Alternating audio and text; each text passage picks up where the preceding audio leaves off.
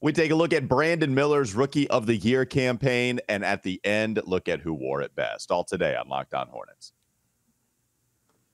We're Locked On Hornets, part of the Locked On Podcast Network. Your team every day. In a minute, cuz we live.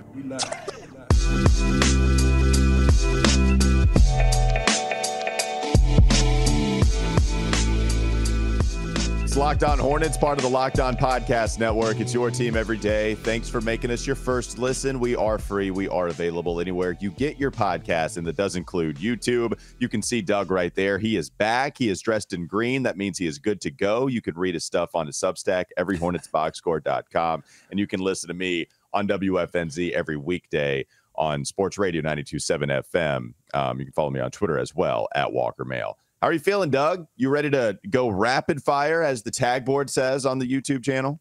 Oh, I'm ready. I'm ready to heat it up on this show after missing last show for illness purposes. Listen, when I get sick, it is intense. It's very short, but it's always my baby's fault, okay? Like, if you think you have a great immune system, until you have a kid, you are a summer league hero. Okay, you have not reached the NBA level. You have not been tested. Having a kid is the immune system equivalent to your welcome to the NBA moment. And I had just another instance of it yesterday. But I'm fine now. I'm ready to come on here. Your takes on that last show made me even sicker. It took me all the way to rock bottom, and then I bounced back because I'm ready to come back and respond to what you guys said yesterday. Oh, yeah. I mean, I didn't realize that was happening. It felt like a pretty even keel show, but apparently not. We were absurd. Was it just me, or was it David's takes that have you going rapid fire today? It was both of you. It was both of you. I couldn't stand it. It was too much fence setting, too much nuance. Whoa, fence setting. All right. I'm here to break all that up. You don't need a Bunsen burner to heat this thing up. You need a Branson burner. That's so bad and so good at the same time. Let's move on. Brandon Miller's Rookie of the Year campaign, Doug. You have been chomping at the bit to fire off some takes. So why don't you start with Brandon Miller's ROY campaign this upcoming season? Well, listen, the road is going to be difficult. Let's not mince words about it. There is a road, though, and I wanted to look up some stats on, just the past couple of Rookie of the Year, the winners, and see if I could see some trends, see if I could see a path for Brandon Miller. The reason it's going to be tough is because I don't think that he's going to start every single game that is available to him. I think he's going to begin the season off the bench and have to work his way back. And if you look at the past couple of Rookie of the Year winners, Paolo Banchero, Scotty Barnes, Luka Doncic, Ja Morant, Ben Simmons, they all started every single game that was available to them. And Ja Morant played the least amount of games, but played 67 of them. Now, I left a name out, Walker. What name did I leave out? For this Rookie of the Year campaign, I didn't even hear. I didn't know which one you were talking about. Good start. Good start. I come back on the show. Look, I don't know which one. I'm looking at the list right now. I see all of the list. I don't know what player you left out. I left out LaMelo Ball. Gotcha. And LaMelo Ball did not start all of the games that were available to him. In fact, he came off the bench for 20 of those games and only played, because of the wrist injury, only played in 51 games, still won Rookie of the Year. And I think there's a path here that is very LaMelo Ballian for Brandon Miller. Now, LaMelo Ball averaged 15.7 points, 6 assists, and nearly 6 rebounds on an effective field goal percentage of 50%. So Brandon Miller, how does he do it? I mean, he's got to come off the bench and deliver three-point shot after three-point shot. He's got, looking at this list of Rookie of the Years, LaMelo Ball had the highest three-point percentage of the past 6 Rookie of the Years at 35%. I mean, certainly Brandon Miller can have a higher three-point percentage than that. And then it's about what else can he do for the team. So I think that assist number has to be particularly high as well. He's got to make plays for others. But, it's a slim path. It's going to probably require an injury or a trade for the Hornets' part, and maybe possibly an injury to one of the other Rookie of the Year candidates as well. So my question is, I guess it would. We just haven't talked about it as much because it wasn't a problem for rookies. But I think rookies still have to get that 65-game limit under their belt before they can win, right? I don't think it's exclusive. It's not a problem. You're not really load managing rookies until you're at Victor Wembanyama, and the Spurs might load manage you. So there's one guy that you could cross off the list, Wemby, if they're going to load manage him down in San Antonio. Now you have Scoot Henderson, who's in an interesting situation in Portland because Dame ain't traded yet. What's going to happen with Damian? Maybe that takes a lot of the volume away, especially if Anthony Simons is still on the team. Who knows? Maybe those are the two guys that you would look at first and foremost, and they might be limited. Houston, with a Cam Whitmore and Amen Thompson, they've got a lot of young guys on that squad. Jabari Smith.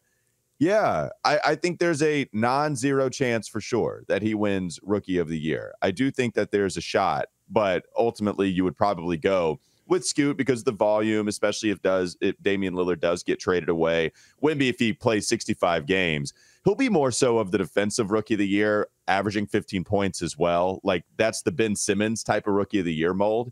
And then remember another guy that you're going to have to pay attention to, Chet Holmgren. And that's very Ben Simmons-esque because Ben Simmons won it in his second year. That's where the jokes came in. Ben Simmons is still a rookie and is like his fourth year. Social media ran away with that.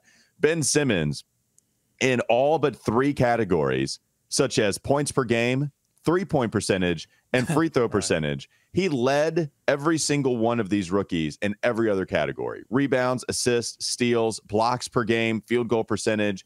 So Ben Simmons had an all-around game. Nobody scored less than 15 points per game to win Rookie of the Year. The closest we got was Scotty, who was at 15.3, but also brought some defensive measures. He was a guy that played pretty damn well on that end of the floor, even when rookies come in already as bad defenders. Like, it's hard for a rookie to come in and just show up, be very good. I don't know if I see Brandon Miller as these kinds of archetypes, Luka Doncic, Ja Morant, LaMelo Ball, helping in and having big-time numbers in a bunch of different categories or That's helping out defensively. That's what the voters like. Yep, they sure do. So if you're not a 20-point per game scorer or a knockdown shooter, which he's a knockdown shooter, but is he going to have the assist like LaMelo had? No, he's not. He's not going to have the LaMelo assist. Is he going to have the defensive impact that Ben Simmons had his rookie season or even Scotty Barnes? No, I don't think so. That's the tough part about this. I think Scotty Barnes is a good model too, because Barnes wasn't like the leader of that team, right? I mean, there were other guys there that you would look to. So like, you know, if the argument is, well, you have to be the guy to get Rookie of the Year, like LaMelo Ball was for that team, like Paolo was last year, like Luka, Ja. You know, Scotty presents you a little bit of a model there with a guy that isn't like the number one option coming in. But Scotty Barnes, like I think Brandon Miller will have to make a major impact on the defensive end as well. I'll give you one more category to look at, and that's field goal attempts. Rookie of the Year voters love volume. Let's run down the list. LaMelo Ball, 13.2 field goal attempts. Paolo last year, 15.6. Scotty Barnes, 12.6. That's the lowest except for Ben Simmons at 12.3. Luka Doncic, 16.5. Ja Morant, 14. So Brandon has to be aggressive if he wants that Rookie of the Year by the end of the year. And I think, you know, when you look at Marlon Garnett, the head coach of the Summer League team's comments during Summer League, he's pushing Brandon Miller to be more aggressive because, you know, Brandon Miller did make plays for others in Summer League, but there were some moments where he looked a little bit reticent to go try to make a play by himself because he got bodied a few times. And I think he's going to have to find his way through there. Obviously, this summer, the focus is on getting stronger. Hopefully, he comes into camp. He is a little bit stronger. He can take a little bit more of that NBA beating, and you can see a more aggressive version of Brandon Miller. I think ultimately, Walker, the path to Rookie of the Year for Brandon Miller involves the Charlotte Hornets winning. If the Hornets, an irrelevant franchise, remain irrelevant by being out of the playoffs, then Brandon Miller has no shot. But if the Hornets suddenly enter the playoffs as a 6th seed, say they miss the play-in altogether, say everything goes right, and Brandon Miller is a big part of that as a starter by the end of the year, then I think you start to build your case of Rookie of the Year around that. Hey, they added this piece, and all of a sudden this team that has been irrelevant for a long time becomes relevant. I think that's the kind of narrative things that's going to have to happen for Brandon Miller to make his case for Rookie of the Year. Especially because the volume's not going to be there, because every one of these guys had volume, as you just mentioned, and I don't expect that to be there for Brandon. When LaMelo is here, Miles is back, Terry Rozier still on the team. Is he the 4th, 5th option offensively right now? That's going to be tough to get enough volume. It's got to get close. I think that's what we're saying here. And then it's got to get to that. It's got to get to that like 11 it can't be 10. It can't be under 10, certainly, attempts per game. It's got to get close to that 12 mark. If it's not around 12 by the end of the year, then, yeah, I mean, he's got no shot. Well, and I'll say this, too, last thing. If he does come short of the volume as these other Rookie of the Years have been, then the three-point percentage has to set a new mark in the last 5 guys that have won it. He's going to have to shoot better than LaMelo did at 35% his first season. If the volume's not going to be there, but he shoots 38, maybe there can be some balancing act there. But, yeah, it's going to be tough. There's no doubt about it. All right, coming up next, Locked On Hornets podcast. Good discussion. Don't go to sleep on the Hornets just yet. You like that. He liked the first segment. I don't know if I'm going to like the second segment or not. It seems like Doug is ready to attack with rapid fire. He was angry at both of his walkers yesterday who had to help him out because he was sick. But how does he repay us? He's going to come after us immediately because that's how Doug Branson operates. We'll find out next exactly why. Coming up next, it's going to be a couple of those topics, but not before Locked On mentions Ibotta, because they've been a great partner for us the last couple of years. If you're picking up burgers and hot dogs for a summer barbecue, better get it done quick. Summer's about to come to an end. You're already doing it, so why not get cash back for it with Ibotta? Ibotta gives you cash back on hundreds of grocery items, from produce to personal care to pantry goods, so you can make sure you're beating inflation no matter what you're purchasing. Either link your loyalty account or upload your receipt after you shop and get your cash back. It's that easy. The average Ibotta user earns about $120 per year. That could cover the cost of an entire shopping trip, or you could use your cash back to buy that flight you've been eyeing, the game you're dying to go to, or the fancy dinner that you've been craving. Right now, Ibotta is offering our listeners $5 just for trying Ibotta by using code LOCKED when you register. Just try to go to the App Store, go to Google Play Store, download the free Ibotta app, and use code LOCKED. That's Ibotta, I-B-O-T-T-A, Ibotta in the Google Play or App Store, and use code LOCKED, L-O-C-K-E-D. More Locked On Hornets coming up next. Is Locked On Hornets. Adam Silver had Ahmad Rashad up on stage, and he used his phone to body scan Ahmad Rashad, and then they inserted a digital version of Ahmad Rashad into the highlight. And so I'm looking at this and going, just fix my league pass. I don't want to be in a highlight. I would just like to actually watch the highlight without my application logging me out, freezing, dropping all of the time. Fix my league pass before you insert me in the game, please and thank you. It's time for more of the Locked On Hornets podcast.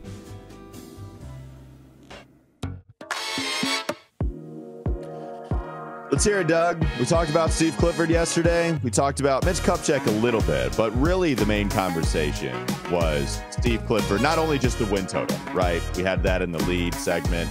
30.5 wins FanDuel posted for the total this upcoming season.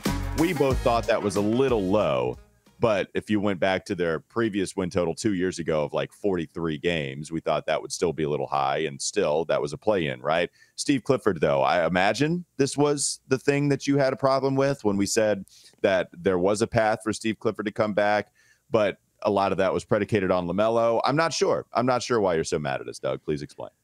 Well, I'll say this. I don't think it's too low. I don't think that win total is too low. I think the Hornets at this point, both as an organization and the players that are on the floor, have to prove to fans, to Vegas, to NBA pundits that they deserve to be relevant. And I want to see that win total, that win total projection, be as low as possible until the Hornets, it would help me to bet for sure. I think that smash that over. Yeah. Look, I think 15 is fair, honestly. 15 games, I think that's fair.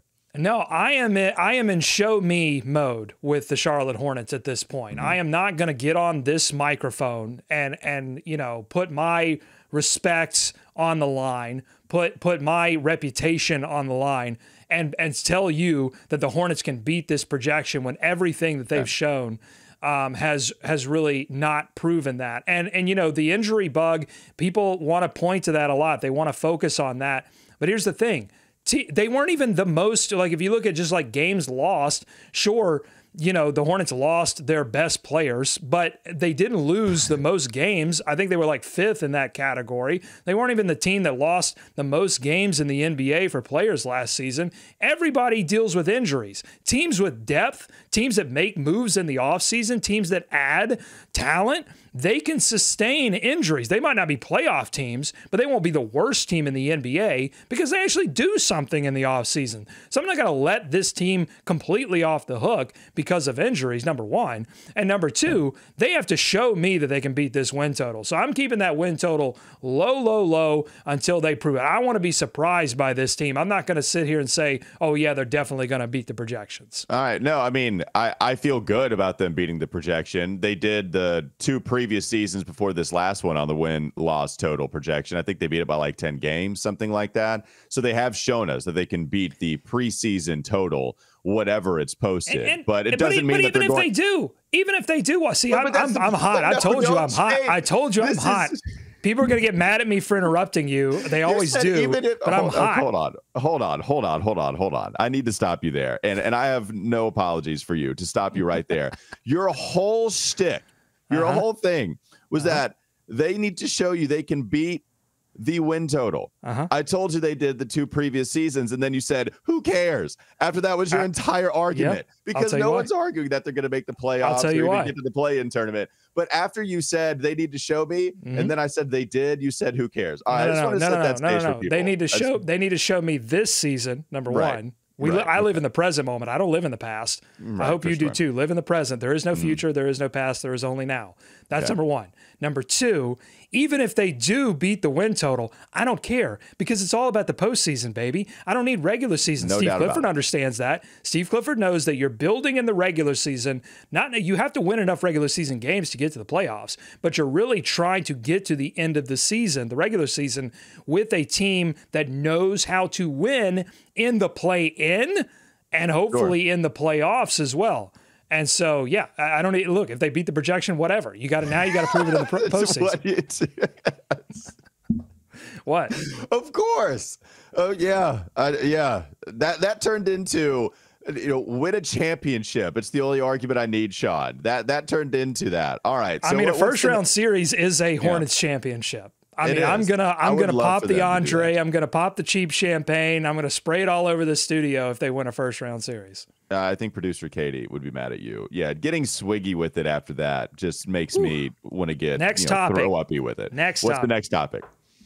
Oh, I'm going to save the Steve Clifford one for last. Preseason schedule. I wasn't really hot about this, although I think you guys did miss. I hope not. You're really sick if you're hot about the preseason schedule takes. That's right. Summer is for feelings, which we're in right now. Preseason is for reason. We all know that. But I think you did miss the biggest game in the preseason schedule. It's not the Celtics. It's not the Heat. It's the Washington Wizards. That's when LaMelo Ball injured himself in the last preseason, started the snowballing of ankle injuries that he sustained throughout that season. It started, and the Wizards didn't do anything. It was, he was driving through the lane and I think he stepped on a foot of a Wizards defender, but it wasn't like a situation where he was shooting and they got in his shooting landing spot or anything. I mean, but at the same time, we got to get through that Wizards juju, move past that preseason game healthy. We're going to be analyzing the preseason a lot on this show, but behind all of that, the thing that will be probably left unsaid as we look at how they're shooting, how they're passing, how the team is functioning defensively, through all of that, what's going to be left unsaid is hopefully they move past this game healthy. Everybody is ready for the regular season. Like I don't think I can take another regular season game one that doesn't feature LaMelo Ball or Brandon Miller or any of the other major pieces that they have. So watch out for the Wizards. Would love to see everybody healthy for sure. All right, and let's get to the Steve Clifford take that you have. You guys were all like, "Well, I don't know. Maybe if this happens, then you never know." No, listen, gracious. Steve Clifford. My goodness gracious! If he wants to keep his job, it's very simple, folks. He has to win a playoff series. That is the bar. Unfortunately, that is the bar for him. It is high. I mean, it's extremely high when you consider the fact that the Charlotte Hornets have not won a playoff series in 21 years. The amount of time that it has taken the Charlotte Hornets to win another playoff series can legally drink in the United States. So it is a high bar. And Steve Clifford, I think, would admit that, and may admit that at the coaches' luncheon, because he understands it's all about winning. He understood why he got fired the first time, because they could not win a playoff series, and they couldn't even replicate the success of getting to the playoffs after 2016. And so he got the boot. And I think this new regime is going to come in, and they're going to be looking, I think, for reasons to clean house, because this team doesn't have any success in the postseason to lean back on. Mitch Kupchak doesn't. Steve Clifford doesn't. James Borrego didn't. None of the players do. And so if you can't lean back on anything, then you're going to have to completely sweep away and go after some big name. I don't even think that it's going to require a big name, because the Hornets as an organization haven't proven that they could go out and get a big name. They couldn't even reel in a Kenny Atkinson. So that's another thing that this new ownership group is going to have to prove, that even if there is a name out there that would be willing to come and coach the Hornets, that they could even draw those people in. There's some stuff that's going to have to happen behind the scenes in terms of investment that can prove to these big names, hey, this is not Michael Jordan anymore. This is a new thing. We're doing it way differently. Come here. This is an attractive place to come and build your staff. And so, yeah, I think it's got to be win a playoff series. There's no question about it. And even then, I wouldn't be surprised if they moved on. Sure, I would bet that they move on from Steve Clifford. I would bet I think that's probably true, that he has to win a playoff series. The only nuance that I tried to allow before you smashed it and then stomped all over it like Dave Chappelle, Rick James going on the couch, it's that I think if they get to the play-in tournament and then they're competitive and LaMelo Ball likes Steve Clifford and pushes for him to stay on this team and the owners care. So check, a lot of boxes. But if that all happens, then I think that would maybe create a storm enough for Steve Clifford to come back. But you're probably right. I would probably say it is playoff series win or bust. And then my next question would be, does Steve Clifford get another job? Because at the coaches' luncheon, before he started his second iteration as a head coach here, he talked about how this is probably it for him, that this was going to be his last stance as a head coach. And who knew and he said it was all about getting to the playoffs, and they definitely did not last year, to your point earlier in this segment. So that would be frustrating. I like Steve Clifford. I don't think he's the best coach in the world, but I think he's a really smart guy. I think he can win a playoff series. I think he's a really good series manager. We've seen it before a couple of times now. So I would love to see what he can do in that environment. So I would love to see him get there, but I don't see him getting there this year. Well, I don't think we can judge Steve Clifford as a head coach, honestly, because he's never really had a superstar. LaMelo Ball is going to be the closest thing that he's had to that kind of talent in his head coaching career. Kemba Walker was an all-star, got to All-NBA there at the end, but I don't think anyone would have called him a superstar. So, he had a lot of those as an assistant coach. He knew, and he's talked about, what is a superstar, like Tracy McGrady, like Dwight Howard in his prime, what those players do to a franchise, how that domino affects down the rest of your rotation, your roster, and allows you to compete on a level that the Charlotte Hornets haven't even sniffed. And so, unfortunately, he's never been given that talent. So if he does retire after this, it'd be a damn shame, because I think Clifford, honestly, could be considered one of the better coaches in our league if he would have been given at any point talent that would rival the Howards or the McGradys or the Kobes of the world. Okay. How do you feel, Doug? You feel better?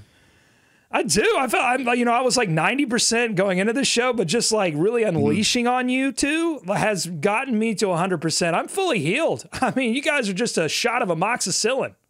Yeah, luckily David doesn't get to hear this, and so it's all me. Yeah, you say you too, and it's funny because David is enjoying life right now, probably somewhere not hearing your chastising. All right, one more segment to go. Coming up next, Locked On Hornets podcast.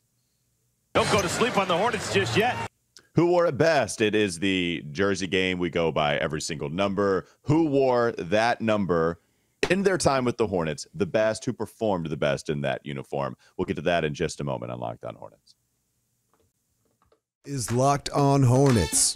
Doug is wearing his sunglasses indoors as we record, 8:23 a.m. Doug, explain yourself. I am smothered in U.S. soccer. Came down to Charlotte to watch the men's national team. Saw Jesus back-to-back Hattie. There's your soccer analysis for the day. But yeah, you don't want to see these eyeballs. Okay, these eyeballs, these retinas have seen some things, if you will. And yeah, I'm recovering and I'm doing my best here. It's time for more of the Locked On Hornets podcast.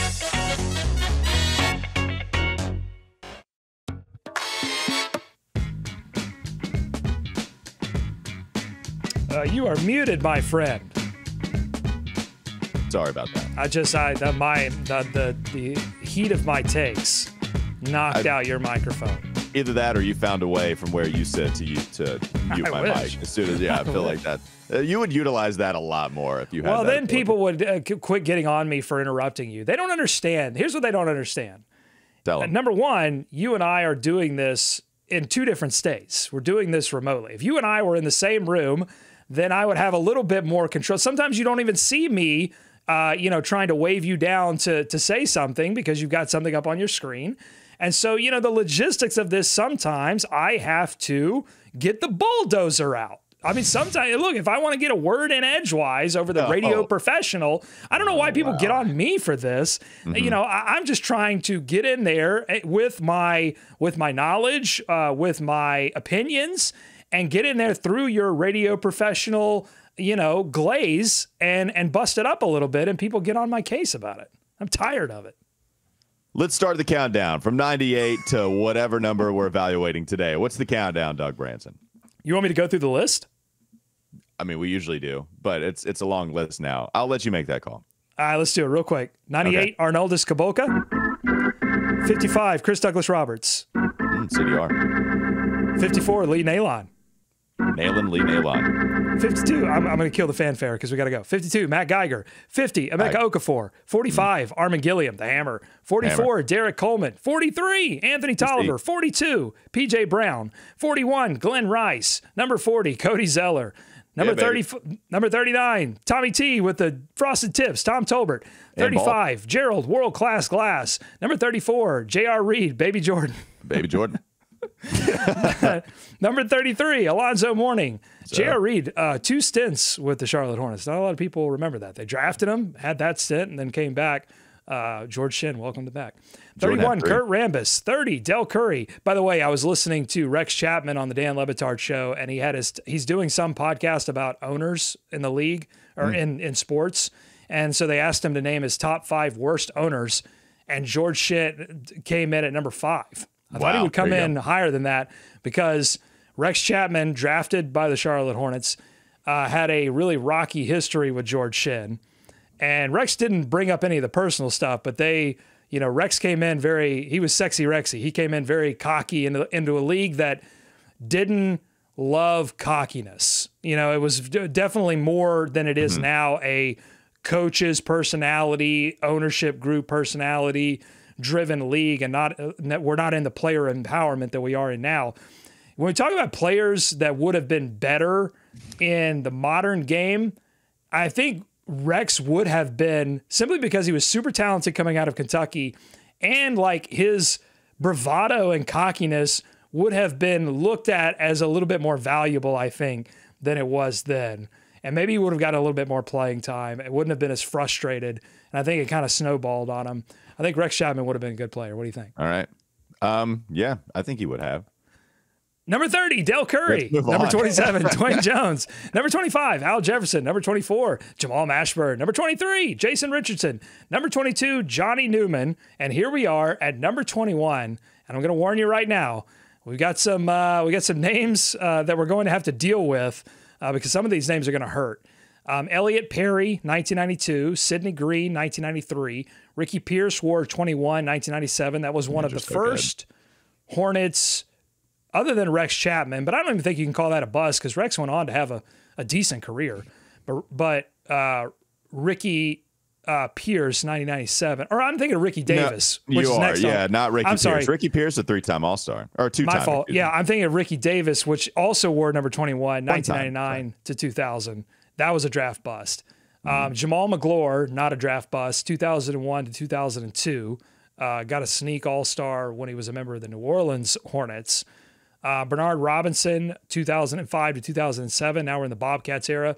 Alexis Agensa wore number 21, 2009 to 2010. Stop me when you've got a candidate here, because I haven't found one yet. I mean, McGlure, close. Eduardo Nahara, what does that do for you? For the Bobcats fans? Eduardo Nahara? El Nino. How about an Akeem Warwick, who was part of the McRoberts trade? Yeah. Pretty sure he left for McRoberts, which he was a key piece, McRoberts was, to that Bobcats playoff team. Marco Bellinelli, 2017, was not a key piece. Thought he was going to be a key piece off of that draft trade. Off of 2016, they traded that pick to late first round pick to Sacramento. Marco Bellinelli blocked you because you called his defense that of a potted plant. And, now looking back on it, it was against LeBron James. So it's like, how fair was I being? Oh, no, but you're always fair. So I'm surprised. Right. Mm-hmm. Trevion Graham for the Sicko Brigade, 2018, wore number 21. And then the current occupant of number 21 is J.T. Thor. 21, also the number of years that the Hornets have not won a playoff series. So there you go. All right, Doug, I will tell you, this is the hardest one. I think this is the hardest one that we've had so Really? far. I think so. There's not anybody that stands out and shoots up a flare saying, hey, pay attention to me. I'm clearly the best who wore number 21. I don't know who to give you. The first few names that come to mind, Ricky Pierce, I think, had the best point per game average, but he did it in 27 games for the Hornets. Is that all it's going to take? 27 games in 97? I'd probably need more. McGlure, his All-Star appearance came with New Orleans, and we've already made the rule that it's not New Orleans who wore it best. It's what you did the first 2 seasons. So he was here in Charlotte for a couple of years. He averaged 4.5 points his rookie season, 8.5 his second. Post-up player, had almost 6 rebounds, 5.6 his second year, and then went on to New Orleans before, became an All-Star. I mean, McGlure probably is it, I guess. Marco's only started 8 games. Didn't start all 82. Didn't become the starting center, which was Eldon Campbell's role in those final couple of years. Didn't start at center until New Orleans.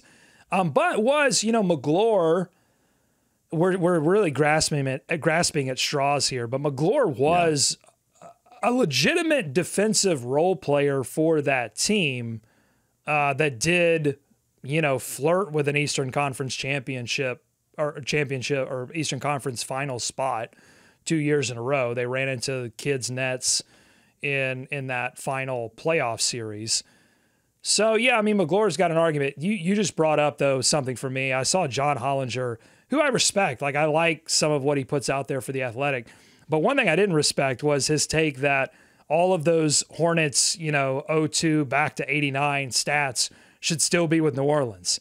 I see this all the time. First of all, I still don't think enough people know that the current Hornets franchise owns all of those stats. Those don't go to New Orleans. The Pelicans start in 2002 and 2003. That's when that franchise starts. All those classic Hornet stats come back to Charlotte. But he was arguing against that. And I'm like, what are you talking about? Why would you not give the original Charlotte Hornets stats to the team that is now named the Charlotte Hornets? It's crazy to me. Well, I guess he's just saying it's technically that franchise, but sure. Absurd. I don't know. To me, it comes down to 3 names, Doug. And then it's basically draw a name out of a hat. Jamal McGlure, Marco Bellinelli, and Trevion Graham. Just because I love Graham, was here 2 years, but Graham probably doesn't even have that much of a case. That's probably some bias showing. Marco's year, okay? So if you look at what Marco did, he averaged double-digit points per game. He averaged 10.5. He shot 36% from 3, not on a large volume, and shot 43% from the field, played in 74 games. If you look at their record that season, they were 36 and 46. So they missed the postseason. It's not like they had any success. You probably got to go with McGlure.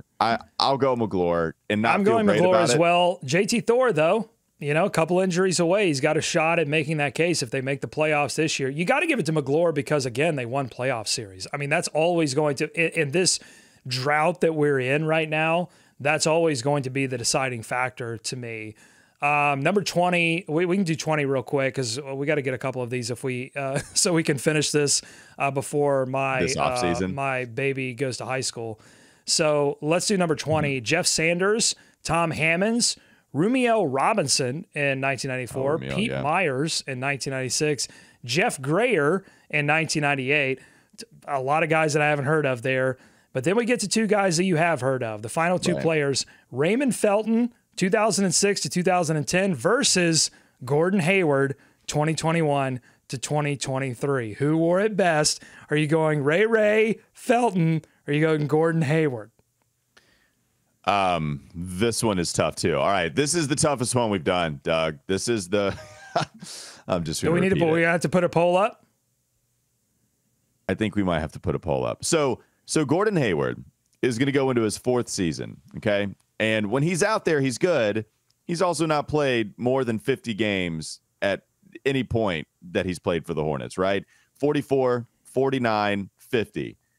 Ray Felton, by the way, he'll have played one more season than Gordon Hayward with the Charlotte franchise, which seems weird. It seems like he played more than 5 years, but that's not true. He only played 5 years as soon as he was drafted, and then he moves on to the Knicks, and then Denver, and you get the idea. I mean, my gut, God, I don't know, Doug. I really don't know. Who are you going to go with? Help me out here.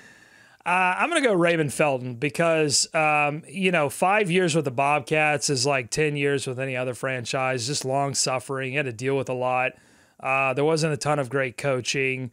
Raymond Felton was leading this franchise. Certainly, or obviously didn't live up to the potential that a lot of people saw off of that UNC championship. But I mean, when you look at the games played, I mean, he played a ton of games. Yeah, he played. He was there. What do they say? The greatest ability is availability. That's right. Raymond Felton, for all of his faults, was available and was consistent. Like, his performance never really wavered.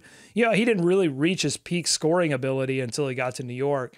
But he still was a good playmaker. Gordon Hayward, obviously, if he had played more games and would be there. If they had gotten to the playoffs once, it would be Gordon Hayward. But I think until then, maybe it's Gordon. Look, if Gordon Hayward stays healthy all year and contributes to the Hornets surprising everyone, surprising all the win projections, getting this team to a playoffs, and they win a series, then it's obviously Gordon Hayward. Like, it's tenuous, okay? But until then, I think you got to go with the guy who suited up more often than he didn't, and that was Raymond Felton. And you know what, Doug? How about the fact that in 2009, 2010, when Raymond Felton was still on the team, they made the postseason. So Raymond Felton actually like a legitimate postseason. None of this play-in nonsense. They made a legitimate postseason. Right. I mean, they were a top 8 seed, and the Hornets have not been a top 8 seed any of their play-in appearances. So the fact that Raymond Felton played a boatload of games, started all but 30 his rookie year that he appeared in, really. And that season, that playoff season, Doug, he was just flat out, I think, good that year. I mean, he shot 38% from 3, if I'm not mistaken, 46 from the field, had 6 assists per game, was the lead point guard on a team that actually made the postseason. That was by far his best year in a Bobcat uniform, and had to deal with Larry Brown. So there you go. I agree. That's what I'm saying. I'm giving it to him just for the suffering that he had to endure.